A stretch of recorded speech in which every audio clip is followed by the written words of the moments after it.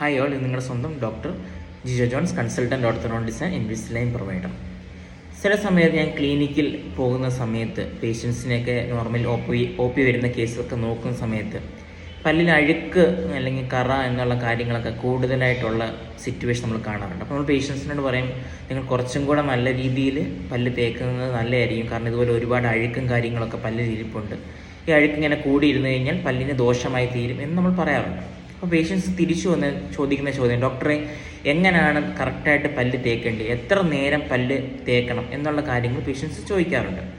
നമ്മൾ സാധാരണ റെക്കമെൻഡ് ചെയ്യുന്നത് ഒരു ദിവസം രാവിലെയും രാത്രിയിലും മസ്റ്റായിട്ട് പല്ല് തേച്ചിരിക്കണം, പ്രത്യേകിച്ച് രാത്രിയിൽ. കാരണം നമ്മൾ രാത്രിയിൽ ഒരുപാട് നേരം ഉറങ്ങുന്ന സമയത്ത് വായിൽ ആഹാര സാധനങ്ങളോ അല്ലെങ്കിൽ നമ്മുടെ തുപ്പലോ ഒരുപാട് നേരം തങ്ങി നിൽക്കുന്ന അവസ്ഥയുണ്ടാവും. ആ സമയത്താണ് ഏറ്റവും കൂടുതൽ ബാക്ടീരിയയുടെ ആക്ഷൻ കൂടുതലുണ്ടാകുന്നത്. അപ്പം നമ്മൾ എന്തെങ്കിലും ആഹാരം കഴിച്ച് ഉടനെ കിടന്ന് ഉറങ്ങരുത് എന്ന് പറയാനുള്ള കാരണം, നമ്മൾ പല്ല് നല്ലോണം തേച്ച് ക്ലീൻ ആക്കണം. പല്ല് തേച്ച് ക്ലീൻ ആക്കിയില്ലെങ്കിൽ നമ്മൾ കഴിച്ച ആഹാരത്തിൻ്റെ പാർട്ടിക്കിൾസ് അല്ലെങ്കിൽ ബാക്കിയുള്ള ഭാഗങ്ങൾ പല്ല് പറ്റി പിടിച്ചിരിക്കുകയും അവയിൽ നമ്മുടെ ബാക്ടീരിയ വർക്ക് ചെയ്ത് പല്ലിന് പോടുണ്ടാക്കുകയും മോണരോഗം ഉണ്ടാക്കുകയും ചെയ്യും. അപ്പം അതുകൊണ്ട് രാവിലെയും രാത്രിയിലും മസ്റ്റായിട്ട് പല്ല് തേക്കണം. ജനറലി നമ്മൾ പറയുന്നത് പല്ല് തേക്കുന്നത് 2 മിനിറ്റ് സമയത്തിനുള്ളിൽ പല്ല് തേച്ച് തീരണം എന്നാണ് പറയുന്നത്. കാരണം ചില ആൾക്കാർ രാവിലെ ബ്രഷും പിടിച്ച് ഒരുപാട് നേരം ഇരുന്ന് പല്ല് തേക്കുന്നതാണ്, അല്ലെങ്കിൽ പത്രം വായിച്ചിട്ട് പല്ല് തേക്കുന്നവരുണ്ടാവും, അല്ലെങ്കിൽ ബാത്റൂമിൽ ഇരുന്ന് പല്ല് തേക്കുന്നവരുണ്ടാവും, കുറേ നേരം പല്ല് തേക്കുന്നത്. ജനറലി റെക്കമെൻഡ് ചെയ്യുന്നത് 2 മിനിറ്റ് സമയത്തിനുള്ളിൽ പല്ല് തേച്ച് തീരണം എന്നാണ്.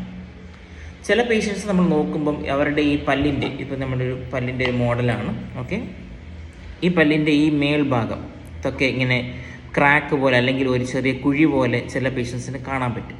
അപ്പോൾ അതിൻ്റെ മെയിൻ കാരണം എന്ന് പറഞ്ഞു കഴിഞ്ഞാൽ പേഷ്യൻ്റ് ഒരുപാട് ബലം കൊടുത്ത് പല്ല് തേക്കുന്നതാണ്. നമ്മൾ പല്ല് നല്ലോണം ക്ലീൻ ആവണം, എൻ്റെ പല്ല് അഴുക്കും കാര്യങ്ങളൊക്കെ മാറണം എന്ന് പറഞ്ഞ് ഒരുപാട് ബലം കൊടുത്ത് പല്ല് തേക്കും. അപ്പോൾ അങ്ങനെ ബലം കൊടുത്ത് നമ്മൾ ഇങ്ങനെ ഒരു ബ്രഷ് ഉപയോഗിച്ച് ബലം കൊടുത്ത് ഇങ്ങനെ അമർത്തി തേക്കുമ്പോൾ എന്ത് സംഭവിക്കുന്നു കഴിഞ്ഞാൽ ഈ ബ്രഷിൻ്റെ ബ്രിസ്റ്റിൽസ് കുറച്ച് ഹാർഡ് ടൈപ്പ് ബ്രിസ്റ്റിൽസ് ആയിരിക്കും വരുന്നത്.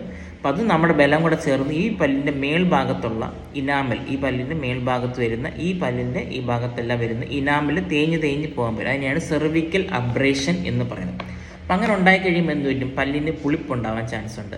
അല്ലെങ്കിൽ പല്ലിന് കുറച്ച് കഴിയുമ്പോഴത്തേക്ക് അത് പല്ലിൻ്റെ അകത്തുള്ള വേരിനെയും മജ്ജഭാഗത്തെയൊക്കെ ബാധിച്ച് പല്ല് റൂട്ട് കനാൽ ചെയ്യേണ്ട അവസ്ഥയോ പല്ല് പുളിപ്പോ തണുപ്പോ ചൂടുള്ള ഒരു ആഹാരം പോലും കഴിക്കാൻ പറ്റില്ല എന്നുള്ള സിറ്റുവേഷനിലേക്ക് എത്തും.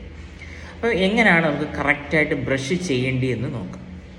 അപ്പോൾ ബ്രഷ് ചെയ്യുമ്പോൾ നമ്മൾ ഇതൊരു ബ്രഷ് എടുക്കുക, ഓക്കെ.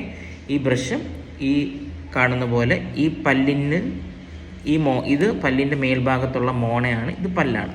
അപ്പോൾ ഈ മോണയിൽ കുറച്ച് ഭാഗവും പല്ലിൽ കുറച്ച് ഭാഗവും കൂടെ ചേർത്ത് ഒരു 45 ഡിഗ്രി ആംഗുലേഷൻ, പല്ലിന് 45 ഡിഗ്രി ആംഗുലേഷനിൽ നമ്മളിങ്ങനെ എങ്ങനെയാണോ നമ്മളിങ്ങനെ വീടൊക്കെ തൂക്കുമ്പോൾ ചൂലുപയോഗിച്ച് തൂക്കുന്നത് എങ്ങനെയാണോ അതേപോലെ ഇങ്ങനെ തൂക്കുക. ഇങ്ങനെ ഫ്രണ്ടും ബാക്കുമായിട്ട് ഓരോ പല്ലിനെയും ഇൻഡിവിജ്വലായിട്ട് നമ്മളിങ്ങനെ തേക്കുക, ഓക്കെ. ഫ്രണ്ട് പല്ലുകൾക്കെല്ലാം നമുക്ക് ഫ്രണ്ടിലും സൈഡിലുള്ള പല്ലുകൾക്കൊക്കെ ഇങ്ങനെ ചെയ്യാം. അകത്തുള്ള പല്ലുകൾ വരുമ്പോൾ നമ്മൾ ബ്രഷ് പിടിച്ചുകൊണ്ട് ഇങ്ങനെ തേക്കുക വെളിയിലേക്ക്, ഓക്കെ. വെളിയിലേക്കുള്ള സ്ട്രോക്സ് കൊടുത്തുകൊണ്ട് വേണം ഇങ്ങനെ തേക്കാൻ അകത്തുള്ള പല്ല്. ഈ പല്ലിൻ്റെ മേൽഭാഗം നമ്മൾ ചവയ്ക്കുന്ന ഭാഗത്ത് ഇങ്ങനെ തേക്കാൻ പറ്റുന്നതാണ്. ഫ്രണ്ടും ബാക്കുമായിട്ട് ഇങ്ങനെ തേച്ച് കഴിയുമ്പോൾ പല്ല് ക്ലീനായിട്ട് മാറും. പിന്നെ പേഷ്യൻസ് ചോദിക്കുന്ന ചോദ്യം, ഡോക്ടറെ പല്ലെപ്പം നമ്മൾ ക്ലീൻ ആക്കാൻ വേണ്ടി ഡെൻറ്റിസ്റ്റിൻ്റെ അടുത്ത് വേണം. എല്ലാ 6 മാസം കൂടിയിരിക്കുമ്പോഴെങ്കിലും പേഷ്യൻ്റ് വന്നിട്ട് ഡെൻറ്റിസ്റ്റിനെ വന്ന് കാണണം. അതിൻ്റെ ആവശ്യകത എന്ന് പറഞ്ഞു കഴിഞ്ഞാൽ ഈ പല്ലിൽ നമ്മൾ ബ്രഷ് ഉപയോഗിച്ച് ക്ലീൻ ആക്കിയാലും ക്ലീൻ ആവാത്ത ചില അഴുക്കുകളുണ്ടാവും. അപ്പം അത് ക്ലീൻ ആക്കാൻ വേണ്ടി നമ്മൾ അൾട്രാസോണിക് സ്കെയിലിംഗ് എന്ന് പറഞ്ഞ ടെക്നിക്കാണ് ഉപയോഗിക്കുന്നത്. അപ്പം അത് വളരെ നേരത്തെ ചെറിയൊരു മുനയുള്ള ചെറിയൊരു ഇൻസ്ട്രുമെൻ്റ് വെച്ചിട്ട് നമ്മൾ പല്ലിനെ അൾട്രാസോണിക് ഉപയോഗിച്ച് ക്ലീൻ ആക്കുന്നതാണ് അൾട്രാസോണിക് സ്കെയിലിംഗ് എന്ന് പറയുന്നത്. പിന്നെ 6 മാസം കൂടി നമുക്ക് വരുമ്പോൾ നമ്മുടെ പല്ലുകൾക്ക് വേറെ എന്തെങ്കിലും പ്രശ്നമുണ്ടോ കാര്യങ്ങളുണ്ടോ എന്നുള്ളതൊക്കെ ഡെൻറ്റിസ്റ്റിന് ഡീറ്റെയിൽ ആയിട്ട് മനസ്സിലാവാൻ പറ്റും. Thank you.